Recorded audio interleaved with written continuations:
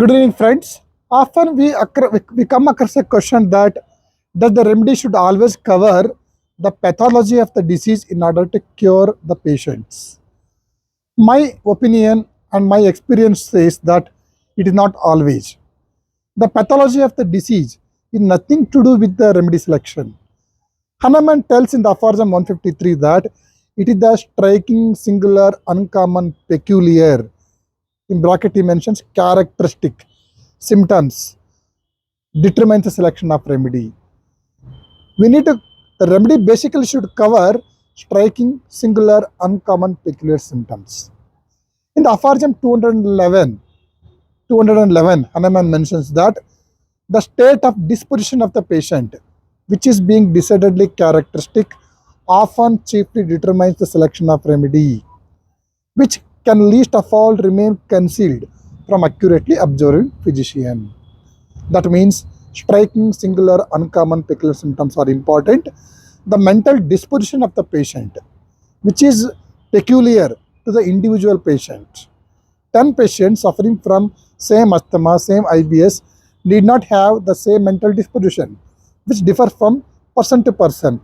The mental disposition is important. So Hahnemann mentions the common symptoms which are seen in many patients like general tiredness, weakness, fatigue, loss of appetite, loss of sleep. These symptoms are less important for remedy selection. That means the remedy need not cover the pathology of the disease always. Kent mentions in his introduction to repertory that the remedy must correspond to the patient as well as his pathognomic symptoms. That means the remedy should cover characteristic mental generals and physical generals along with the pathognomic symptoms, that is the common symptoms of disease, in order to cure the patient. But the same Kent mentions in his philosophy, the chapter individualization, that why a drug that never known to produce that symptom or that condition could cure a patient because the drug is more similar to the generals of the case. Here in the chapter individualization, Kent mentions that if your remedy covers very well the mental generals and physical generals of the patient, even if the condition of the patient is not well covered by the drug, yet it can cure the patient. By this time,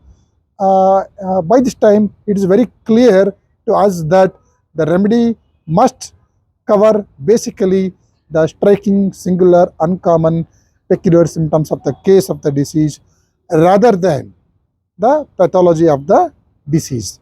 It should also cover well the mental generals and physical generals. It is said that generals frame the outline of the case. Generals are very, very important for remedy selection.